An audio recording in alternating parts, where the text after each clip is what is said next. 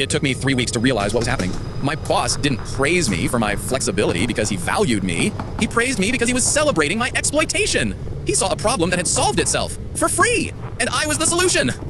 A month ago, things still made sense. My coworker Mark was the only other person on the team who wasn't a corporate robot. He didn't speak in jargon or talk about synergy. He just did his job, and he did it well. We were a good team. We actually got things done, and we could leave at 5 without the world ending. Then one Tuesday, he just stopped. He sent the 2-week notice, packed his small box of things, and on his last day, he walked out. He didn't look sad or nervous. He looked free, like a man who had just finished a very long, very boring prison sentence.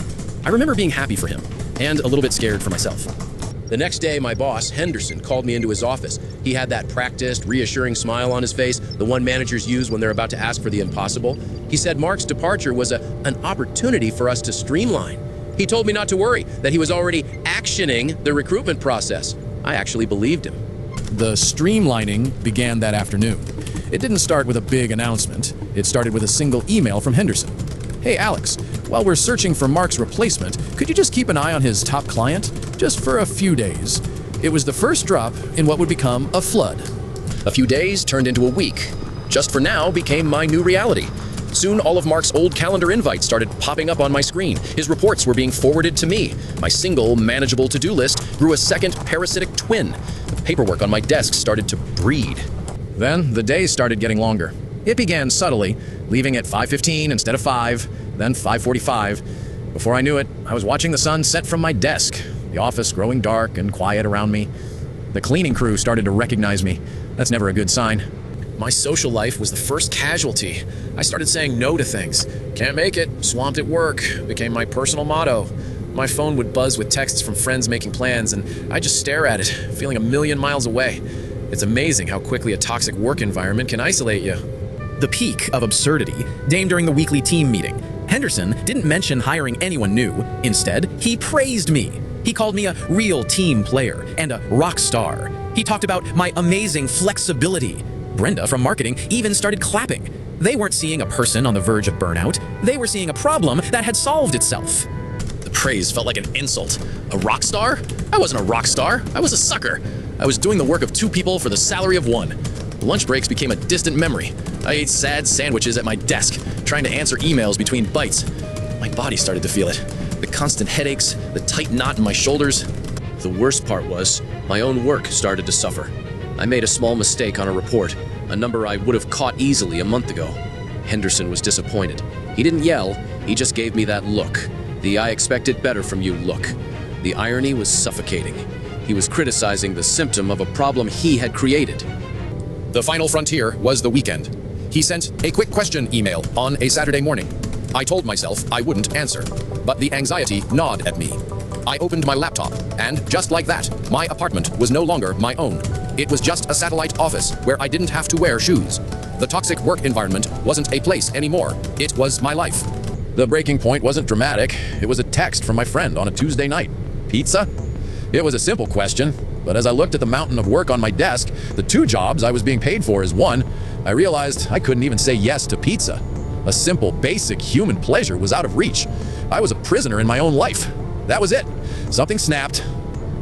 The old me would have worked all weekend, fueled by coffee and resentment. He would have tried to be the hero, hoping for a thank you that would never come. But that version of me was gone, burned out and left behind. I didn't get angry. I didn't complain. I just got quiet. I got organized. The victim part of the story was over. For the next hour, I didn't do the work. I documented it. I opened a new spreadsheet and created 2 columns. Column A, my core responsibilities. Column B, Mark's former responsibilities. I listed every single task, every report, every client, every meeting. I was no longer dealing with a feeling of being overwhelmed. I was dealing with data. I turned the chaos into a clear, undeniable ledger of mismanagement.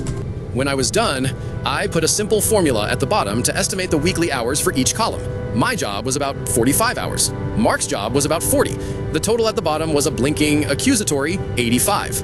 Seeing it there, in black and white, wasn't depressing. It was liberating. It proved I wasn't failing. I had been set up to fail. Next, I opened a blank email. The first draft I wrote in my head was angry. It was full of, "This is unfair," and "You've exploited me." I let myself feel that for a minute. Then, I deleted that imaginary draft. Emotion was their game. They use praise and disappointment to control you. I wasn't going to play. My weapon would be cold, hard, professional logic. I started typing. The subject line was the key, not overworked or urgent problem.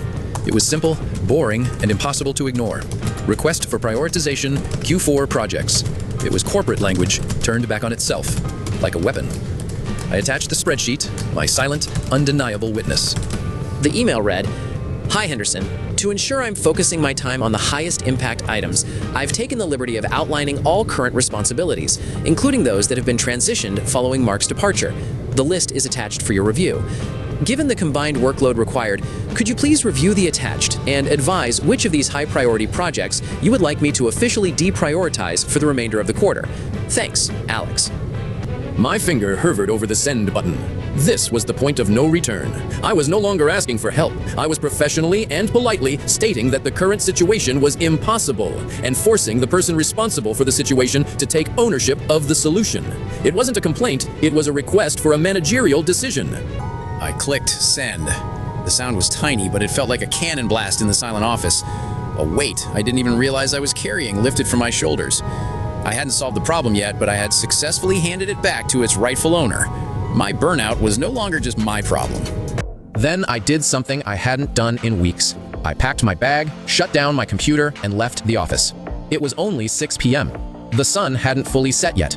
It felt like a rebellion. The simple act of leaving on time was a declaration that my life outside of these walls mattered again. That night, I didn't open my laptop. I ordered that pizza, I sat on my couch and read a book. I felt the silence of my apartment not as loneliness, but as peace. For the first time in a long time, my home felt like a sanctuary again, not just a place to sleep before the next shift. The next morning, I walked into work with no anxiety. I didn't know what would happen, but I knew I had taken back control. I made my coffee, sat at my desk, and opened my email. I didn't have to wait long. There were 2 new messages from Henderson. The first was a one-word reply, sent late last night, noted.